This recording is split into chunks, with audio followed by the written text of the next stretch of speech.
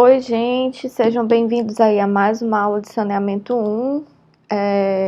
Estamos começando agora mais um módulo, seria o módulo 5 da nossa disciplina de saneamento 1, que fala sobre redes de distribuição. Para começar, a gente vai definir, né, o que são as redes, que vão ser as tubulações ou os órgãos acessórios que vão ser instalados aí nas ruas, né, ou nos logradouros públicos, que tem a finalidade de fornecer em regime contínuo água potável, seja em quantidade, qualidade e pressão adequada, né? Essas três coisas: quantidade, qualidade e pressão adequadas a todos os consumidores que estão localizados aí na cidade ou qualquer tipo de aglomeração urbana, né?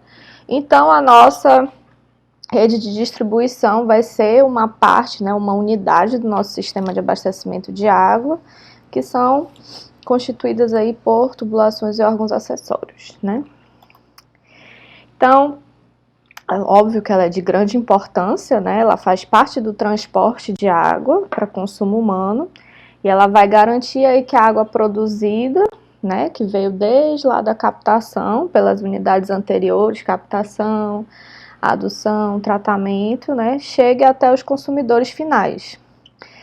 É importante que, né, nessa rede de distribuição, que a gente não deteriore a qualidade, a quantidade e a pressão, né, dessa água. Assim como ela tem que ser, esses consumidores devem ser abastecidos aí com continuidade, né, aqui. Então, ela é a parte mais extensa do nosso sistema de abastecimento, né? E a mais cara também. Ela é responsável por 50% do custo total de todas as obras do abastecimento, né? Então, entre todas as unidades que a gente estudou até agora, né? A gente já estudou quase todas. Ficou aí para o módulo 5 as redes. E o último módulo, que é a ETA, né? A estação de tratamento. De todas elas, ela é a mais extensa, né? A rede é muito grande, a rede de abastecimento. E a norma que vai reger a elaboração dos projetos dessa rede, né? A gente tem a NBR 12.218.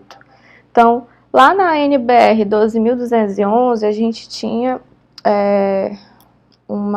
as recomendações, né, da norma brasileira para o estudo de concepção do nosso sistema de abastecimento de água, né? E lá definia as etapas de implantação, os projetos de outras partes, né, do sistema de abastecimento, levantamento, plano altimétrico da área de projeto, né, que é o que vocês estão fazendo agora, como parte 2 do projeto de vocês.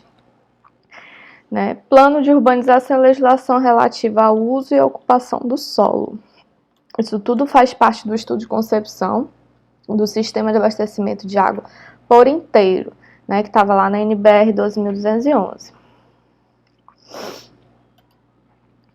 Então, gente, para começar qualquer tipo de estudo de dimensionamento da rede de distribuição, a primeira coisa que a gente deve computar, né, ou estimar, são as vazões, né? Vazões de distribuição. E aí a gente tem que atentar se tem vazões para atender áreas específicas, se a gente vai contar com áreas de expansão e qual é a vazão que vai ser necessária para essa área de expansão. E consumidores singulares, né? O que seriam esses consumidores singulares? São pontos de grande vazão, que pode ser uma indústria, um comércio, um shopping, né? São consumidores singulares, porque quando a gente está tratando de consumidores residenciais, a gente tem uma forma de calcular a sua vazão. E para consumidores grandes, né, de comércios, né, prédios grandes de comércio, shopping, indústrias, a gente vai chamar isso de vazão para consumidores singulares, né, que a gente vai ter a vazão específica desse empreendimento e a gente vai ter que colocar nos nossos cálculos essa vazão aí para consumidores singulares.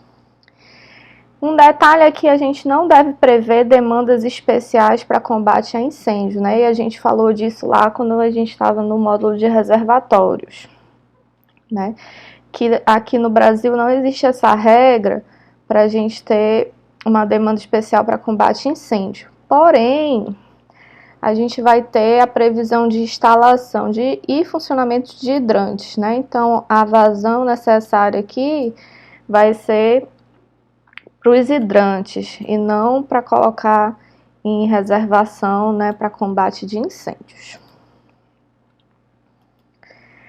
E como a gente vai calcular essas vazões de distribuição, né? Já falei 1000 vezes para vocês sobre a diferença das vazões de dia de maior consumo e de hora de maior consumo, né? E a gente viu que da captação até o reservatório a gente vai usar a vazão de dia de maior consumo. E a parte da vazão da hora de maior consumo é a que a gente usa na rede de distribuição, né? Então, a nossa vazão de dimensionamento é a vazão da hora de maior consumo, né? A vazão de distribuição. Aqui eu coloquei ele sendo como o QHMC, né? De hora de maior consumo. Então, além dessa vazão de hora de maior consumo, a gente vai computar as vazões singulares ou pontuais, né? São específicas de empreendimentos, comércios, indústrias, etc. E elas são consideradas individualmente, né? Para cada, por exemplo, o Norte Shopping, né? A gente está fazendo aqui a rede da Parquelândia. Se a gente for considerar o Norte Shopping, ele vai ser uma vazão individual singular, né? E a gente vai considerar a vazão do shopping inteiro. Nos outros casos, da vazão de consumidores residenciais, né, a gente vai ter uma vazão específica por área, né, que seria uma vazão em litros por segundo por hectare, que é esse Qzinho A, né? Então, para saber qual é a vazão específica por área, basta pegar a nossa vazão da hora de maior consumo e dividir pela área total da nossa rede, né? Nosso caso aqui da Parquelândia são 125,4 hectares, né? A área total que a gente quer abastecer. Então, a gente usaria a vazão de maior consumo, da hora de maior consumo, e dividiria por essa área. E a gente tem vazão específica por área. Outra forma de fazer é com a vazão específica em marcha, né, que seria pelo comprimento total da rede. Então, a gente chama essa vazão em marcha de Qzinho M, né, e aí a unidade seria litros por segundo por metro. Então, da mesma forma que se faz com a área, a gente vai utilizar a vazão da hora de maior consumo e dividir pelo comprimento total da rede, né? E aí a gente tem a vazão específica em marcha. Então, aqui eu coloquei um exemplo que é para calcular o Qzinho A e o Qzinho M para os seguintes dados, né? E aí a gente tem uma área de 200 hectares, comprimento total das tubulações de 40 mil metros, população de 20 mil habitantes, consumo per capita 200 litros por habitante por dia, K1 igual a 1,2 e K2 igual a 1,5. Bom, então fazendo esse cálculo aqui rapidinho com vocês, né, a gente precisa calcular a vazão específica por área e a vazão específica em marcha. Então, a gente tem aqui a área, né, 200 hectares, comprimento total da tubulação de 40 mil metros, população de 20 mil habitantes, consumo per capita 200 litros por habitante por dia, K1 igual a 1,2 e K2 igual a 1,5. Então, a gente calcula primeiro a vazão de hora de maior consumo, né? Então, a hora de maior consumo a gente vai utilizar o K1 e o K2, né? As duas constantes. Então, seria população vezes o consumo per capita, vezes K1 vezes K2, dividido por 86.400. E aí, essa vazão de hora de maior consumo é igual a 83,3 litros por segundo. Para calcular as vazões específicas, né? A gente utiliza essa vazão da hora de maior consumo. Quando a gente fala do QA, né, que é por área, só dividir pela área, né? Então, 83,3 litros por segundo dividido por 200 hectares, a gente vai ter 0,417 litros por segundo por hectare. E aí, marcha divide pelo comprimento total das tubulações, né? 83,3 litros por segundo, dividido por 40 mil metros, a gente tem 0,021 litros por segundo por metro, né? Bem simples. Bom, em relação às zonas de pressão e reservatórios, né? Para que a gente tenha as pressões, né, dentro da rede funcionando adequadamente, a gente vai ter que essa rede tenha uma pressão mínima, que a gente chama de dinâmica, e uma pressão máxima, que a gente vai chamar de estática, né?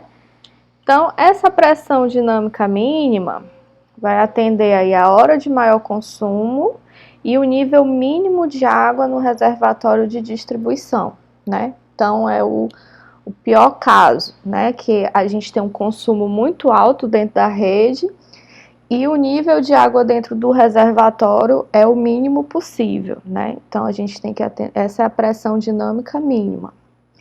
No caso da pressão estática máxima, é quando a gente tem um consumo nulo, né? Ninguém está consumindo nada dentro da rede e o nível do reservatório de água é o máximo, né? Também são dois extremos, né? Pressão dinâmica mínima e a pressão estática máxima. E isso é definido pela NBR 2218, como eu falei para vocês, é a que rege aí as nossas redes, né? De abastecimento de água. Então, essa pressão dinâmica mínima tem que ser, no mínimo, 100 kPa ou 10 metros de coluna d'água, né? E a gente vai sempre trabalhar com esses 10 metros de coluna d'água porque é mais fácil da gente computar dessa forma, né, durante os nossos cálculos de rede. E a pressão estática máxima é 500 kPa ou 50 metros de coluna d'água. Então, gente, em toda a nossa rede, a gente tem que estar entre 10 e 50 metros de coluna d'água, né? Essa vai ser a nossa regra principal para fazer o nosso dimensionamento de rede. Não pode ser menor que 10 e não pode ultrapassar 50. Né? Isso dá aí uma diferença altimétrica máxima de 40 metros, né? 50 e 10. Então, as zonas de pressão vão ser essas áreas, né, que a gente vai dividir aí no nosso projeto para que as pressões estáticas e dinâmicas obedeçam esses limites aí de pressão, né? Tem essa diferença aí de 40 metros. Então, se a gente entender que na nossa rede não tem como a gente ficar dentro dessa diferença altimétrica máxima de 40 metros, a gente vai definir outra zona de pressão e, às vezes, se necessário, um outro reservatório, uma outra rede, né, para poder a gente ficar dentro desses limites de 10 e 50. E assim a gente consegue definir diferentes zonas de pressão, contanto que a gente fique dentro desses limites. Né? Então, o reservatório apoiado, para cada zona de pressão vai ter um reservatório, né? Então, o reservatório apoiado, a cota altimétrica dele, que vai ser a cota do terreno mais elevado da zona de pressão, mais 10 metros no mínimo, né? Mais as perdas de carga. Por que a gente está falando de reservatório, professor, agora, se a gente já falou de reservatório e agora a gente está falando de rede? Porque a rede vai estar diretamente conectada ao nosso reservatório. O reservatório é como se fosse o ponto inicial da nossa rede de abastecimento.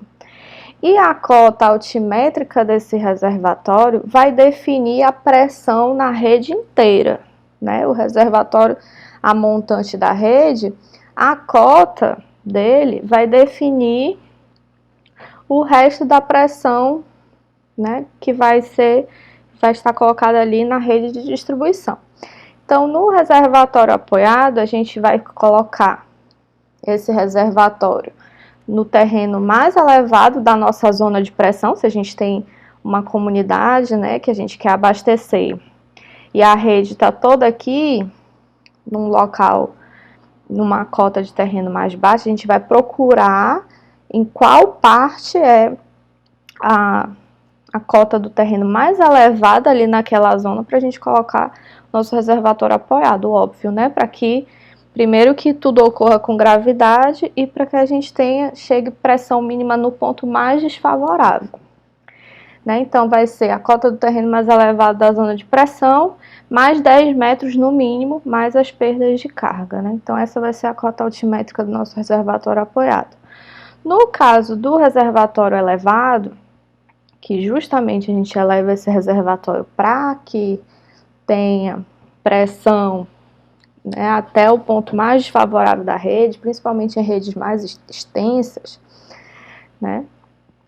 Geralmente o reservatório elevado também está em conjunto com o reservatório apoiado, e a gente falou disso lá no módulo de reservatórios, porque não tem como a gente comportar todo o volume num reservatório elevado, porque isso sai muito caro, né? Então, esse reservatório elevado ele vai ficar no mesmo terreno do reservatório apoiado, porém, ele vai ser elevado, né? Ele vai ter uma altura aí aproximadamente de 10 metros, né? Além do nível de água. Então, reservatório elevado mais reservatório apoiado, né? Vai ter aí uma vazão recalcada do reservatório apoiado para o reservatório elevado. O que isso quer dizer? Que o volume maior reservado vai estar no reservatório apoiado. E parte desse volume vai ser bombeado, né, ou recalcado para o reservatório elevado, do apoiado para o elevado. E aí é que vem a regularização das vazões no reservatório, né? Que a vazão recalcada, que a gente vai chamar de QE, vai ser uma vazão que está entre a vazão do dia de maior consumo, que é a vazão do reservatório, com a qual ele foi dimensionado, né, a vazão de reservação, e entre a vazão de hora de maior consumo, que é a vazão de distribuição, né, a vazão da rede. Então, a gente pode dizer aqui que essa nossa vazão recalcada vai ser igual à vazão do dia de maior consumo vezes 1 mais lambda, e o lambda vai ser 0,5 vezes VZ, que é o volume total de reservação, menos VE, que é o volume do reservatório elevado, dividido pelo volume total de reservação, que é o VZ, certo? Então, aí a gente tem a nossa vazão, que é recalcada do reservatório apoiado para o reservatório elevado. Então, esse VE, né, que é o volume do reservatório elevado, ele vai ser estabelecido para garantir a reserva mínima da cota, né, dessa cota elevada. E aí a interrupção no bombeamento tem que ser maior ou igual a meia hora.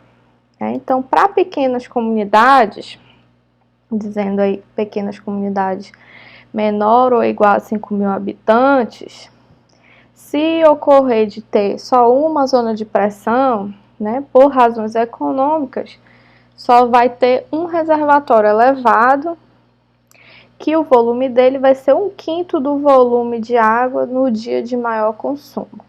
Né? Então, é assim que se faz o dimensionamento desse reservatório elevado, quando a gente tem comunidades pequenas aí, com habitantes abaixo de 5.000. Com relação ao diâmetro das tubulações, né, a gente vai ter aí, de acordo com a NBR 12.218, a gente vai ter duas coisas muito importantes, né, para o nosso dimensionamento de rede. O primeiro que a gente viu foi as pressões, que devem estar entre 10 e 50, né, metros de coluna d'água. Outra coisa muito importante é o diâmetro mínimo das tubulações. O diâmetro mínimo é 50 milímetros, né? Isso é o que diz lá a nossa norma 12.218. Além disso, a gente tem uma velocidade máxima que pode ocorrer dentro dessas tubulações, né? E aí se dá por essa equação aqui, que a velocidade máxima é igual a 0,6 mais 1,5 vezes o diâmetro, sendo que a velocidade aqui é em metros por segundo e o diâmetro é em metro, né? E aqui, gente, já tem uma tabelinha com o cálculo dessa velocidade máxima, né? Que você pode ir lá direto, com velocidade máxima e vazão máxima, né? Você tem o diâmetro da tubulação, por exemplo, aqui 50 milímetros, que é o mínimo, né? E aí você já tem o limite aí de velocidade, né? Velocidade máxima 0,7 metros por segundo e vazão máxima 1,4 litros por segundo. Então, a partir daquela equação da NBR, foi criada essa tabelinha aqui, já com tudo calculado, ok? Em relação ao traçado dos condutos, vão existir aí dois tipos de condutos, né? Os condutos ou tubulações secundárias e os condutos ou tubulações principais. Isso em relação aos condutos. Em relação aos traçados, a gente vai ter dois tipos, né? A rede ramificada e a rede malhada, né? São os dois tipos de traçado para as redes de distribuição. Aqui a gente tem um exemplo de rede ramificada, né? A gente tem aqui nosso reservatório. Esse em vermelho seria a nossa rede principal, ou a tronco, né? Que também é chamada. E aqui em cinzas, verde, azul, lilás, a gente tem redes secundárias, né? E aí você pode ver aqui que essa rede ramificada, se ela tivesse trechos que não tem fim, onde tem sempre pontas secas, né? E aí aqui onde eu coloco esses nós vermelhinhos, são pontas secas. O que isso quer dizer? Que ela tem um fim, que esse consumo aqui vai ser zero, né? A ponta seca. Que aí a água não precisa mais sair daqui para nenhum outro lugar, né? Então isso aqui é uma característica da rede ramificada, né? E ela tem essa forma.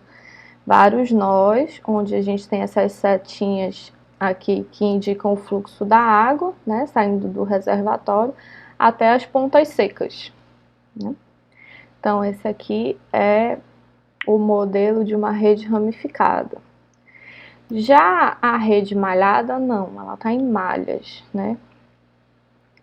É como se formassem anéis. Então, a gente tem aqui o reservatório, aqui em vermelho, nós vamos ter como se fosse a nossa rede principal, né? E em azul, a gente tem a rede secundária. Os nós aqui também ocorrem na conexão, né, das tubulações, mas a gente consegue ver que as malhas, né, a gente vai considerar também anéis, que a gente já não vê aqui essas pontas secas, né, essas ramificações da rede. Ela está toda em anéis, né? Essa rede, esse tipo de rede malhada, é o que mais a gente vê em sistemas de abastecimento de água para consumo humano. Por quê? As tubulações vão ser traçadas de acordo com os logradouros, né? Com as ruas. E que as tubulações têm que estar, né, de um sistema de abastecimento, tem que estar em terreno público, né? Primeiro, né? Então ela vai passar na rua.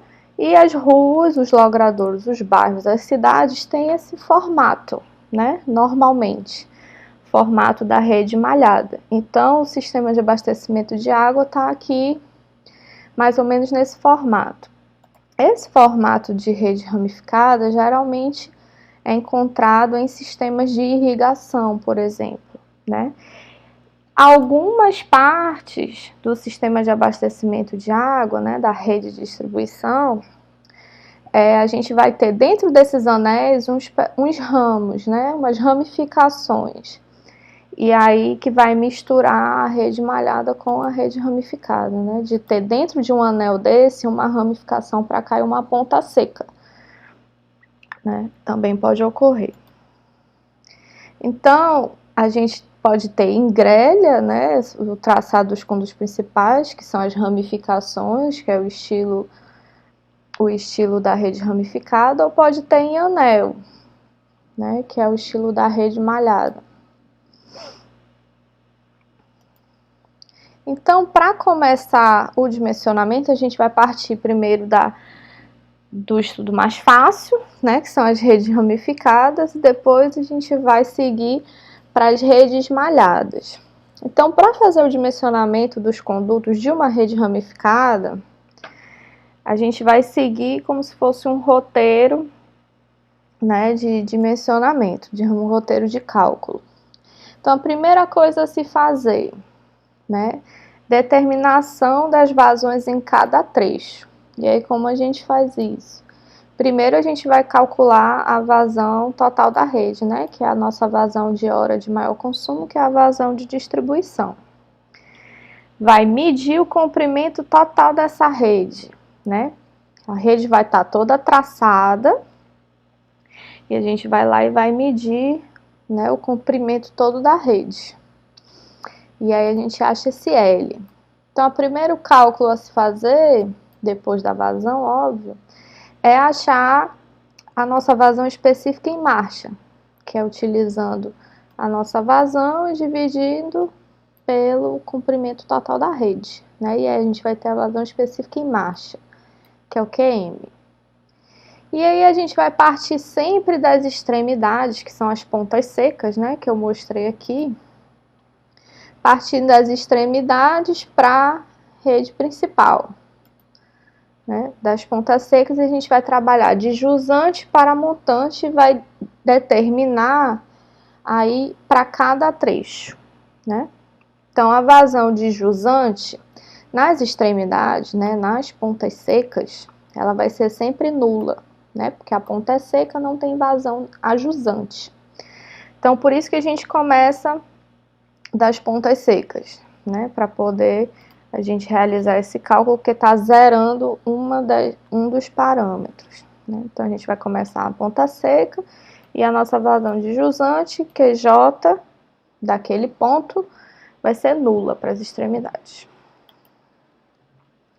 A partir daí, a gente vai calcular a vazão de demanda do trecho, né? Que é esse QT, que a gente vai dividir cada trecho, vai ter o seu comprimento, e a gente vai multiplicar pela vazão em marcha. E aí a gente tem a vazão de demanda do trecho. E aí a gente consegue calcular a vazão de montante, que é a vazão de jusante, mais a vazão do trecho, né? E aí a gente vem vindo de jusante a montante. E a vazão de dimensionamento, né, que seria a fictícia, é considerada constante ao longo do trecho, vai ser a vazão de montante mais a vazão de jusante dividido por 2. Né? E essa vai ser a vazão que a gente vai dimensionar o nosso conduto, né, naquele trecho. Depois de calcular a vazão de dimensionamento, a gente vai dimensionar os trechos, né? Dimensionamento dos trechos. Então, vai se estabelecer os limites de velocidade para cada diâmetro, né? Com aquela tabelinha lá. Se a gente tem a vazão, a gente vê qual é a máxima velocidade que pode para aquele diâmetro, e aí a gente escolhe o diâmetro daquela tubulação a partir dos valores que a gente calculou. E vamos estabelecer também os limites de pressão para o funcionamento adequado da rede, né? A gente tem que calcular se a pressão ali naquele trecho está entre 10 e 50, né? Então, a gente vai admitir os diâmetros de cada trecho utilizando a tabela e determinar as pressões disponíveis. Por último, a gente vai calcular as perdas de carga em cada trecho, né, em função das vazões de dimensionamento e das velocidades limites. Depois de calcular as perdas de carga, a gente vai conseguir verificar as pressões, né? Através da cota piezométrica do reservatório, que é a cota do terreno, mais o nível de água mínimo do reservatório. Cota piezométrica jusante é cota piezométrica montante menos a perda de carga no trecho. E a pressão disponível vai ser cota piezométrica menos cota do terreno. Para verificar as pressões, né?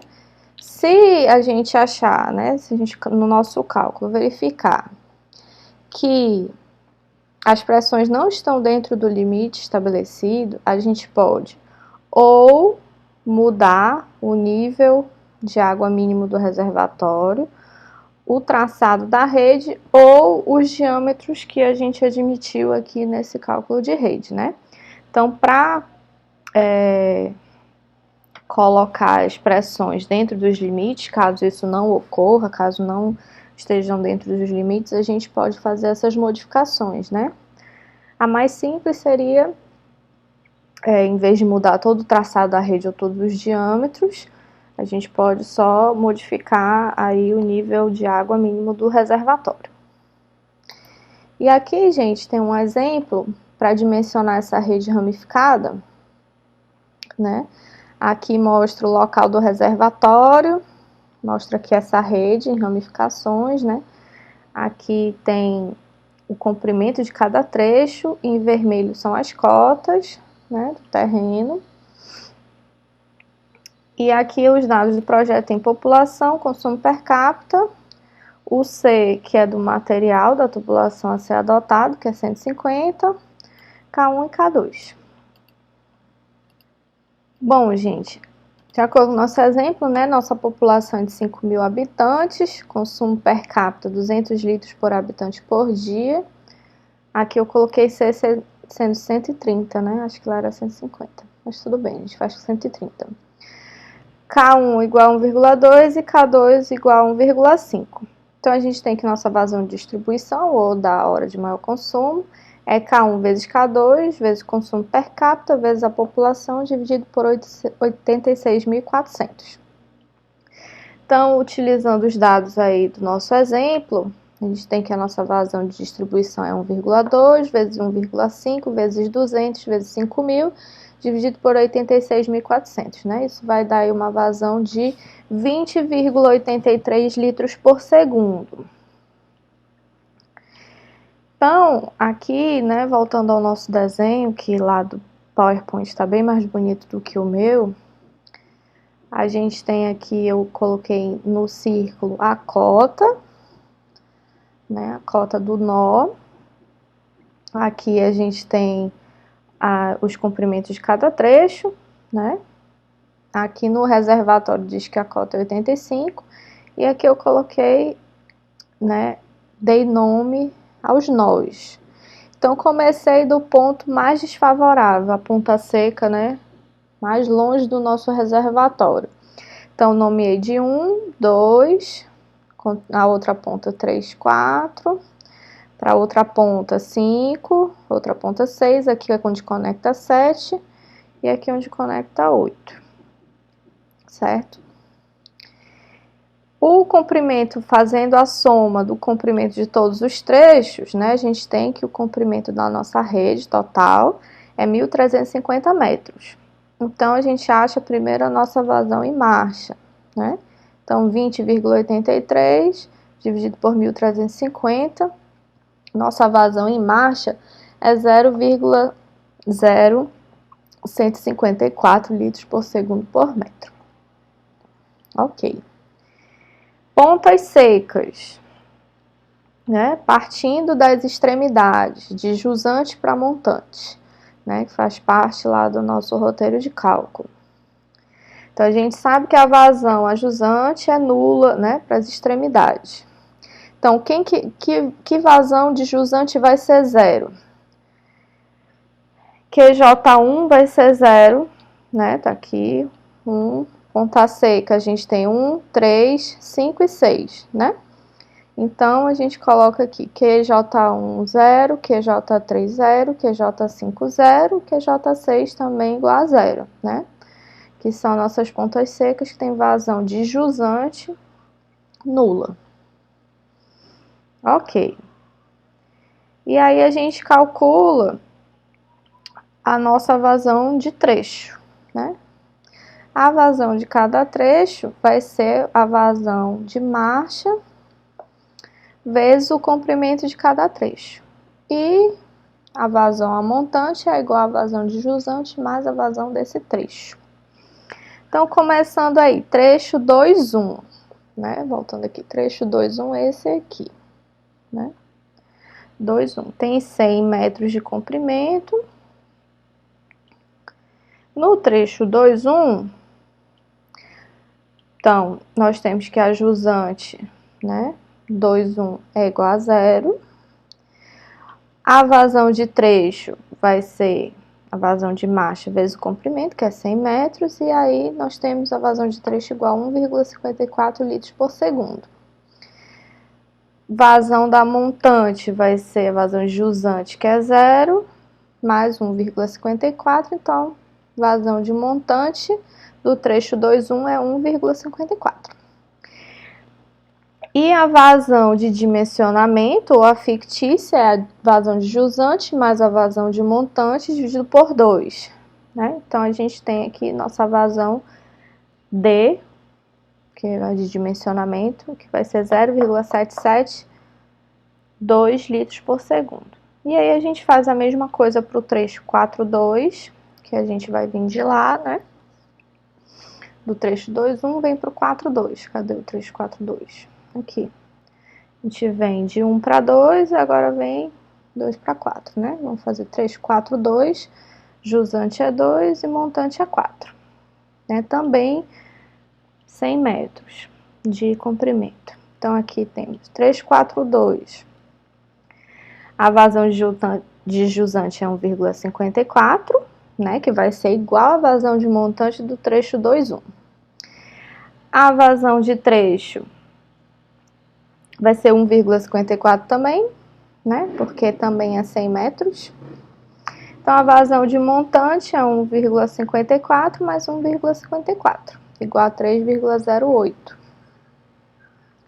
E a nossa vazão de dimensionamento é a de jusante mais a montante, dividido por 2, né? Então, vamos ter 1,4 mais 3,08, dividido por 2 é igual a 2,315 litros por segundo. Continuando, a gente vem para o trecho 4,3. 3 é uma ponta seca. Então, vazão de jusante é 0. Nesse caso do trecho 4,3, a gente tem um comprimento de 150. Então, a vazão de trecho, né, a gente vai multiplicar a marcha pelo comprimento desse trecho, é igual a 2,315 litros por segundo. Vazão de montante é igual a 0, que é a vazão de jusante, mais 2,315, né? Que vai ser igual a 2,315. E a nossa vazão de dimensionamento é 0 mais 2,315 dividido por 2, que é a de montante mais jusante dividido por 2, dá 1,157 litros por segundo.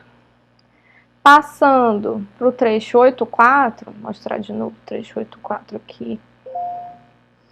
Né? A gente veio 1, 2, trecho 2, 1, trecho 4, 2, trecho 3, 4, e agora a gente veio para o trecho 8,4. Né? Também comprimento 150. Então, trecho 8,4, nós temos que a vazão de jusante nesse caso é a vazão de montante do 4,3 mais o 4,2, né? Mostrando de volta aqui. Então, a gente tem que somar, né? No nó 4, a gente vai ter que essa vazão de jusante vai ser a montante do 4,3 e a montante do 4,2, por causa dessas duas ramificações. Então, no trecho 8,4, a vazão de jusante é montante do 4,3 mais a montante do 4,2, que vai dar 5,401 litros por segundo, né? Vazão de trecho 2,315 e a montante vai ser a jusante mais a de trecho, né? Como sempre, que dá 7,716. A nossa vazão de dimensionamento vai ser montante mais jusante dividido por 2, e isso dá 6,559 litros por segundo.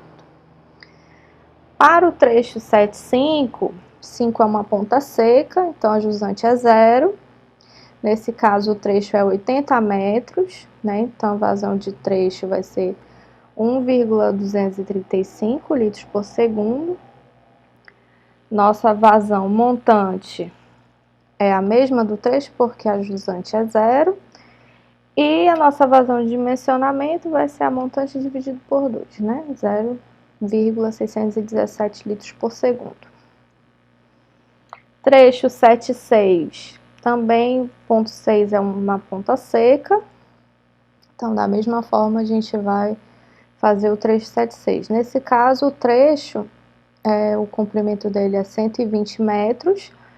Então, nossa vazão de trecho é 1,852 litros por segundo. E a gente tem que, a vazão, a montante, vai ser a jusante mais o trecho, né? Então, como a jusante é 0, a montante vai ser igual a de trecho. E a nossa vazão de dimensionamento vai ser a montante dividido por 2, né? Dá 0,926 litros por segundo. No trecho 8,7, a jusante vai ser igual a montante do trecho 7,6 mais a montante do trecho 7,5, né? Voltando aqui no desenho, o ponto, né? 8, para o nosso trecho 8,7, a gente vai ter que somar a jusante aqui vai ser a montante do trecho 7,6 e a montante mais a montante do trecho 7,5.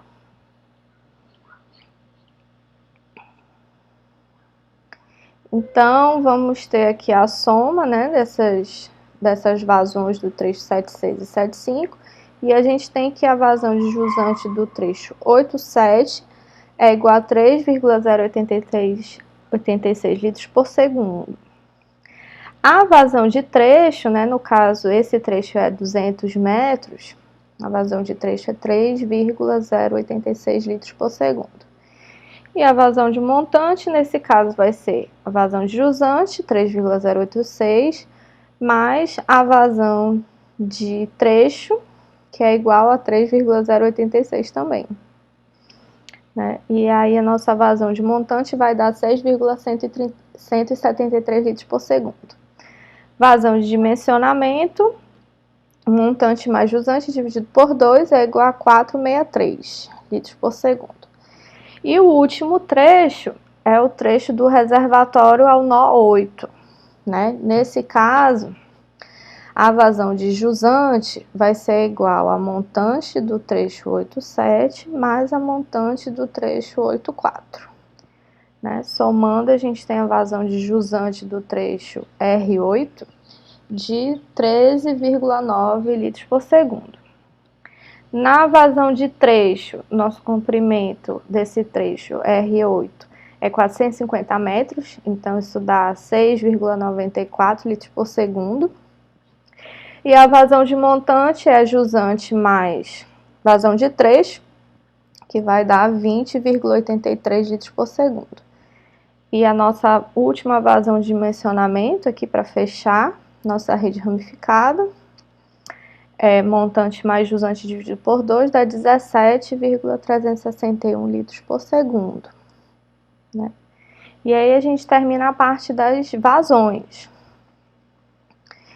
E aí, de acordo com essas vazões fictícias, a gente pode selecionar o diâmetro, né? Calcular as velocidades. Então, a gente calcula a velocidade de acordo com 4Q, dividido por πd ao quadrado, que a gente selecionou o diâmetro de acordo com as nossas vazões, né? As vazões fictícias. E a partir daí a gente acha a cota dos terrenos, a gente tem trechos de montante e jusante e tem perda de carga, né? A gente vai usar para essa rede ramificada, para facilitar, a perda de carga de Reis-Williams, né? Já que a gente já tem o coeficiente C. Então, perda de carga para cada trecho, vamos utilizar essa forma. Então, considerando aí o trecho R8, a gente calcula a perda de carga, né, de cada um deles, dá 2,7571, por exemplo, e as cotas piezométricas, né? No ponto mais desfavorável, a gente vai dizer que essa vai adotar aí a pressão dinâmica de 10 metros por coluna d'água, que é a mínima. E a partir daí, a gente consegue cota piezométrica naquele ponto, né? Então, jusante é cota do terreno, mais 10 metros de coluna d'água, né? Para esse caso, que a gente está adotando a mínima de 10. E aí, a gente tem a cota piezométrica nesse ponto. E da mesma forma que a gente veio com a vazão, a gente vai vir de jusante para montante com as cotas piezométricas. Né? Então, montante é cota piezométrica da jusante mais a perda de carga. Então, sabendo aqui que a cota do terreno do ponto 1 é 81 e a gente colocou uma pressão mínima de 10, né, para estar dentro dos limites, então a cota piezométrica do trecho 2,1 a jusante, né, que seria o ponto 1, é 91 MCA. A montante, nós vamos fazer o seguinte, cota piezométrica jusante mais perda de carga, né?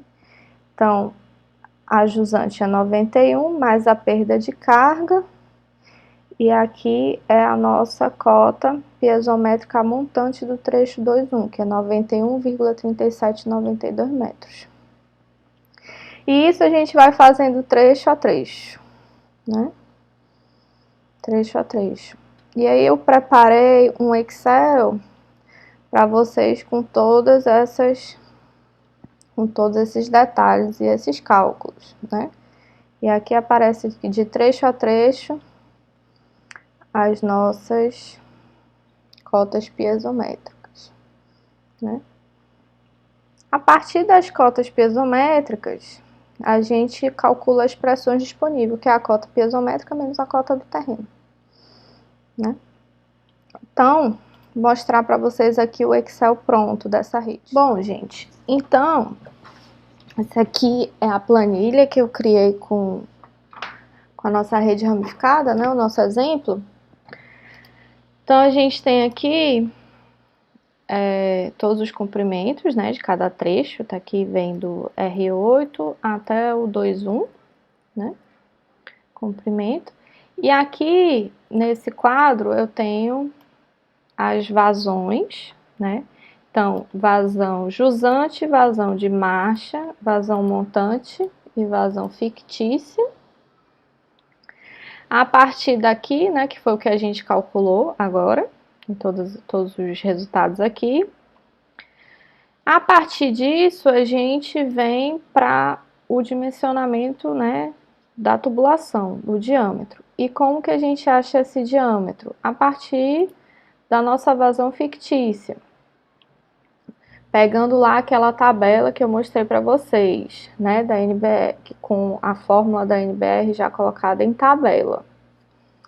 Então, para uma vazão de 17, né, a gente precisa de um diâmetro aí de 150. Tá? E aqui a gente preenche os diâmetros de acordo com aquela tabela. Com o diâmetro, a gente consegue calcular as velocidades, né? Então, tá aqui o cálculo da velocidade, né, que é aquele que eu mostrei lá também. E aí, com as cotas piezométricas, né, a gente vai fazer de jusante a montante, como eu mostrei lá para vocês. Então, aqui a gente tem as cotas do terreno, né, para cada trecho, jusante e montante, aqui. Então, a gente começou com as pressões, né, dizendo que o ponto mais desfavorável, que seria o nó 1, né, o trecho 1 aqui, ele teria a pressão mínima, né, porque a gente considera que ele é o ponto mais longe do reservatório, então é o que tem que garantir ali a pressão mínima naquele ponto. Então a gente considera que ele seja 10, né, a pressão disponível seja 10, que é a mínima de acordo com o NBR. Com isso, mais a cota do terreno, a gente consegue a cota piezométrica jusante, né? Que dá 91, que foi o que a gente calculou lá. Com a perda de carga do trecho, né? Somando, a gente tem a cota piezométrica montante. E aí a gente vai subindo, por exemplo, se nesse trecho 2,1 a pressão, né? A cota piezométrica, desculpa, a montante é essa, né? 91,3792, ela vai ser a mesma para jusante do ponto 4, do trecho 4,2, né? E aí, a partir daí, a gente tem perda de carga, soma jusante perda de carga, a gente tem cota piezométrica montante. No caso do trecho 4,3, a cota piezométrica montante é igual, né, para esses dois trechos, porque o nó montante é o 4. E aí, nesse caso, para a gente achar a cota piezométrica jusante, a gente usa a montante menos a perda de carga, né? Só inverte. No caso do 8,4, a gente tem aqui a montante é a mesma que a jusante, né? Montante do trecho 4,3 é a mesma que a jusante do trecho 8,4. Soma com a perda de carga, temos a cota piezométrica montante, né? Chegando no 7,5. E agora? Né? Não tem para onde a gente ir, porque a gente parou aqui no 8,4. Então, como a gente continua? A gente vem para o 8,7, né? Do 8,4, a gente sabe que a mesma cota piezométrica montante do 8,4 vai ser do 8,7. Então, a gente pula, vem aqui para o 8,7. E ela vai ser igual, né? 92,8006. Diminui da perda de carga, a gente acha a cota piezométrica jusante do 7. Aí a gente volta para o 7,6, né? Que vai ser a cota piezométrica montante do 7,6 vai ser igual à cota piezométrica jusante do 8,7.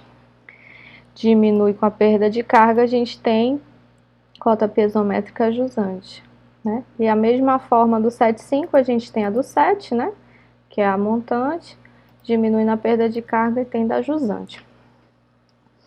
Com todas as cotas piezométricas preenchidas aqui, né?